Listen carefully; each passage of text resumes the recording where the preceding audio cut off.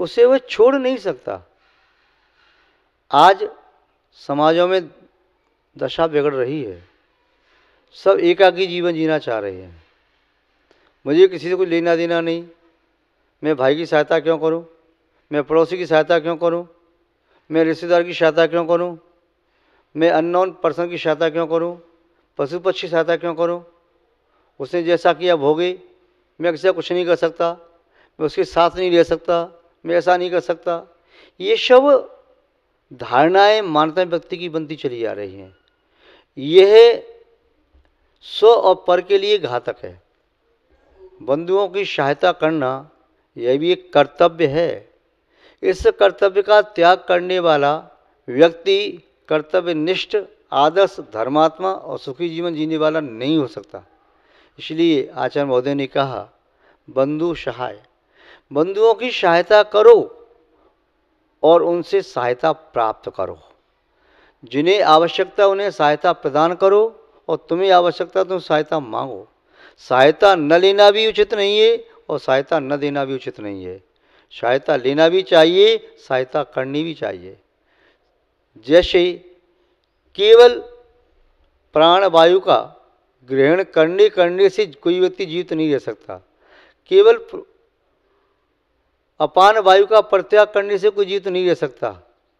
आनापान oxygen लेना भी जरूरी है तो कार्बन डाइऑक्साइड छोड़ना भी जरूरी है, दोनों की अनिवार्यता है।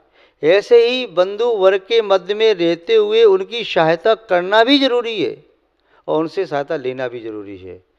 सहायता लेने से, सहायता देने से, व्यवहार बनाने से जीवन में मधुरता आती है, जीवन में शांति आती है, जीवन सुखद प्रतीत होता है, जीवन का सही मूल्यांकन किया जा सकता है, जीवन सार्थक लगता है, जीवन सारभूत होता है, फिर भारभूत नहीं लगता। जो बंधु बांधवों की उपेक्षा करता है वह व्यक्ति अपने जीवन को अपने लिए तो अभिशाप बनाता ही है, दूसरों के लिए भी अपने जीवन को अभिशाप बना देता है।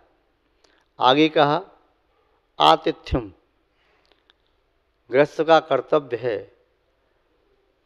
अपने दर और द्वार पर पधारे हुए देव स्वरूप अतिथि की सदैव सेवा करे, चाहे वह सर्प ही क्यों न हो, यदि शेर ही क्यों न हो, जंगल का वह जानवर, क्रूर प्राणी, शेर भी यदि तुम्हारे द्वार पर आता है वह उसका भी आतिथ्य करना जरूरी है।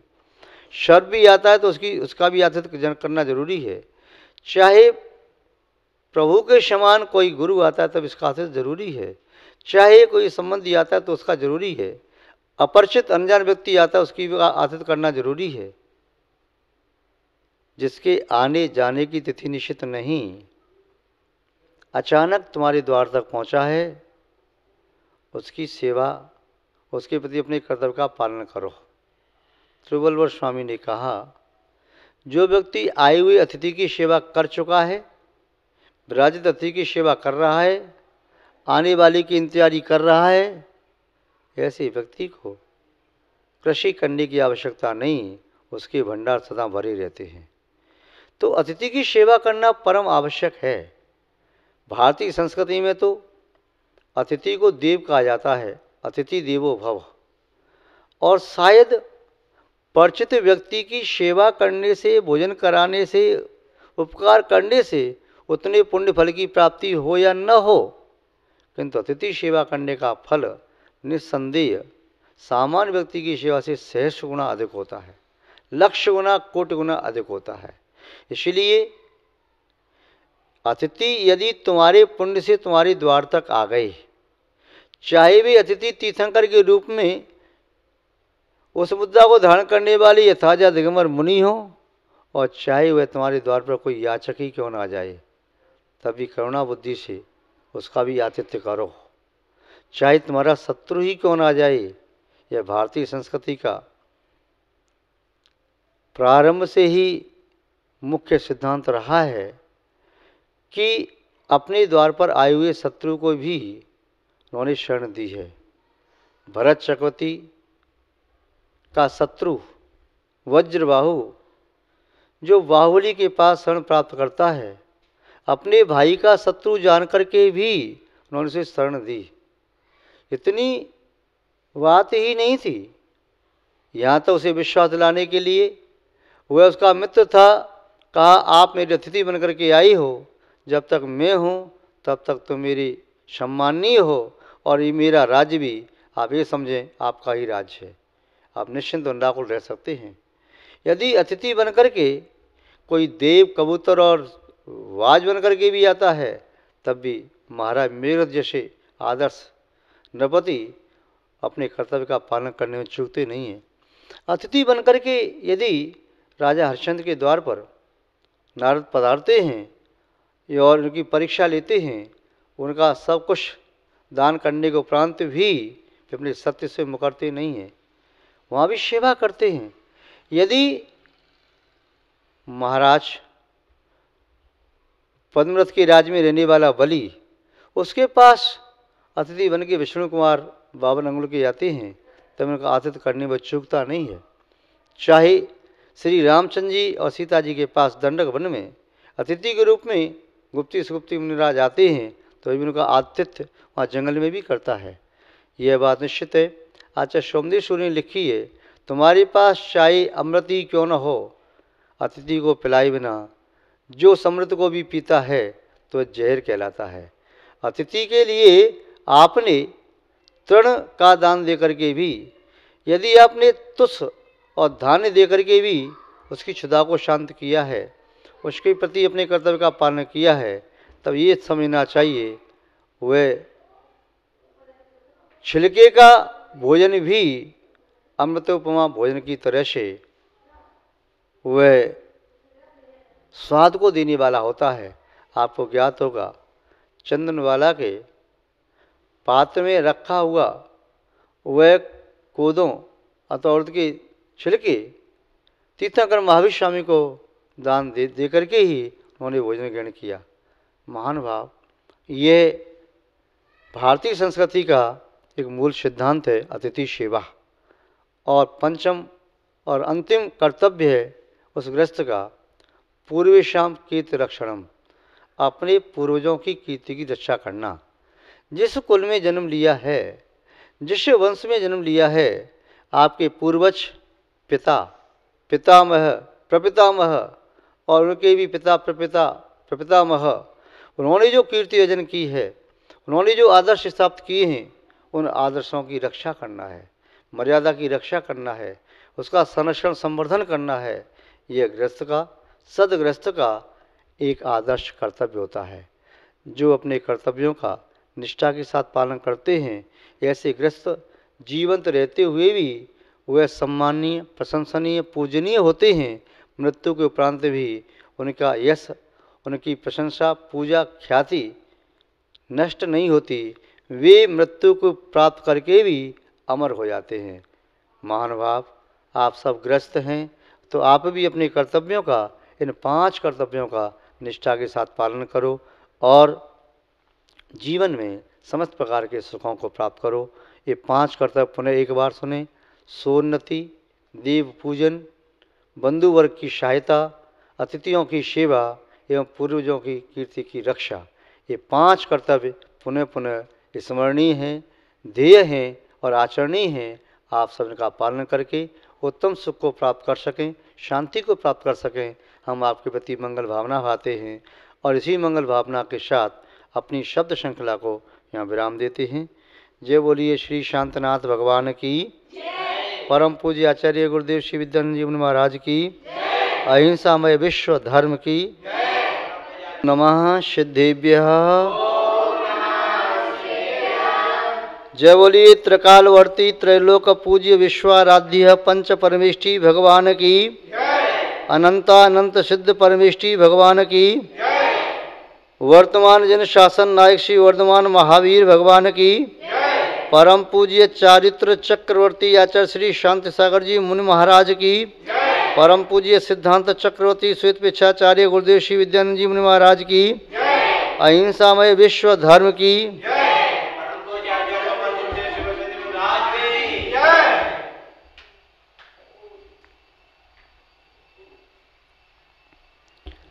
धर्म स्नेही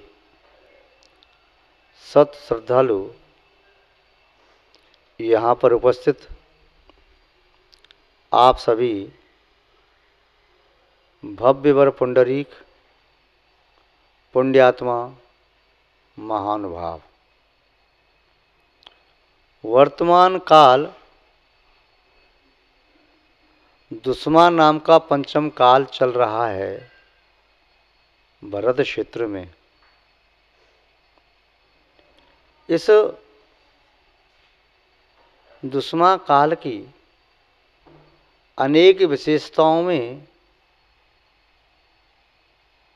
मुख्य विशेषता एक ये भी है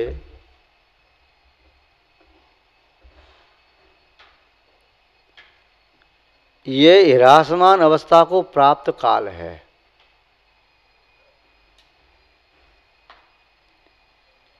हिरासमान अवस्था किसकी? सद्गुणों की,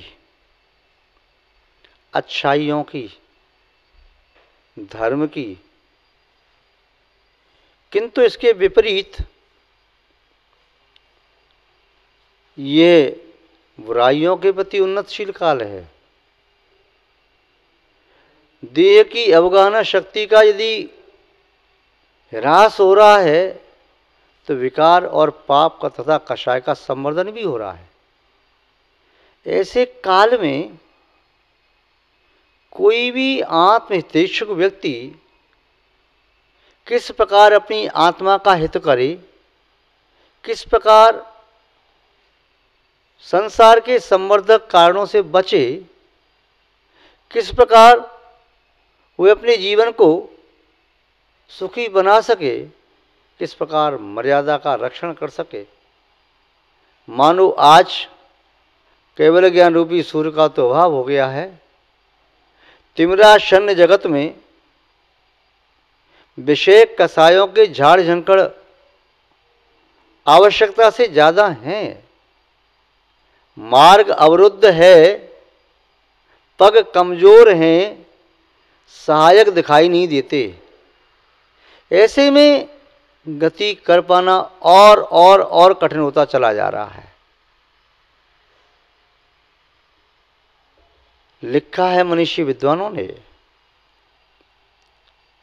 कि वर्तमान काल में यदि कोई सम्यक मार्ग हो सकता है, लक्ष्य तक पहुंचाने में कोई समर्थ हो सकता है, तो वह है महापुरुषों का अनुकरण। महापुरुष ने जिस रास्ते को स्वीकार किया उसकी स्वीकारता ही कल्याण की नियामक हेतु है। अन्यथा आज हमारे पास वह सामर्थ्य नहीं कि सम्यक मार्ग की खोज की जा सके और उसमें गतिशील हुआ जा सके। अति सघन अंधकार में जहाँ पर व्यक्ति को अपने अस्तित्व का बोध भी अच्छे से नहीं हो रहा है और वह उस अंधकार में जहाँ पर कोई पद चिन्ह छोड़े नहीं जा सकते, ऐसे मार्ग में जो मानो आकाश में मार्ग चल रहा हो, उसमें कोई व्यक्ति कैसे चल सकता है? इस स्थल पर कोई मार्ग हो, संभव है किसी पहाड़ नदी का कोई चिन्ह स्थापित करके, पत्थरों के वृक्ष के चिन्ह स्थापित करके, भवन आदि का चिन्ह स्थापित करके गति की जा सकती है। अथवा मार्ग की धूलि और मार्ग की रुक्षता, कठोरता, पाषाण की भूमि है मार्ग, यह धूलि युक्त है, इससे अनुमान लगाया जा सकता है। किंतु जहाँ पर स्थूल भूमि ही न हो, थल ही न हो, जल के मार्ग में भी किनारे किनारे चल करके पहुंचा जा सकता है, किंतु नभ के मार्ग में कैसे चला जाए? तर्क ध्यान का मार्ग प्रशस्त नहीं कर सकते। तर्क तो वह नपुंसक दंपत्ति हैं जिनके माध्यम से संतान उत्पत्ति की कभी संभावना, कल्पना, कामना ही नहीं की जा सकती। इसलिए तर्क के सहारे बैठे हुए व्यक्ति पर विश्वास करना अपने आत्मघात करने के बराबर है। फिर क्या सहारा लें? सुत का सहारा लें। वर्तमान काल में यह परीक्षा करना भी बड़ी कठिन हो गई है, कौन सा सुत सम्यक है, कौन सा असम्यक।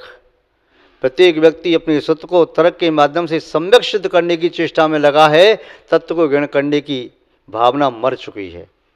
श्रुतियों विभिन्न विभिन्न अनेक प्रकार का सुत साहित्य है, इतना विपुल साहित्य, प्रचुर साहित्य है।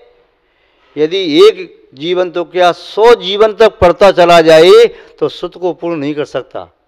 उसमें से सत्य क्या है, सत्य क्या, उसे खोज नहीं सकता। फिर क्या करे इस पंचम काल में? नाना प्रकार के सुतों को छोड़ करके वह असुत का सहारा ले, ज्ञान को छोड़ करके अज्ञान का सहारा ले, तर्क को छोड़ करके कुतर्क का सहारा ले। क्या करे? आत्महित कैसे करे? कोई साधक की यदि खोज करता है तब बड़ी विडंबना है। ना सौ मुनेर यस्य वचस प्रमाणम।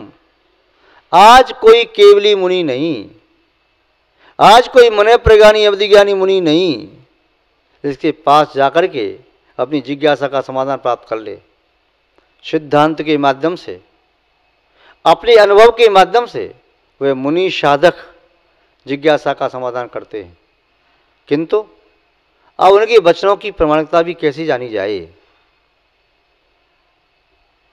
उनके वचन प्रमाणिक भी हो सकते हैं, कदाचित किसी के अप्रमाणिक भी हुए तो। हर व्यक्ति कहता है मैं मुनि हूं, एक दिगंबर अपने आप को कहता है मैं मुनि हूं, तो वस्त्रधारी भी कहता है मैं मुनि हूं। जब मुनि मुद्रा ही प्रमाणिक नहीं रही तो उसके वचन प्रमाणिक कहां से माने जाए? एक सन्यासी बहु आरंभ करने वाला भी कहता मैं मुनि हूं, परिग्रह धारण करने वाला भी कहता मैं मुनि हूं।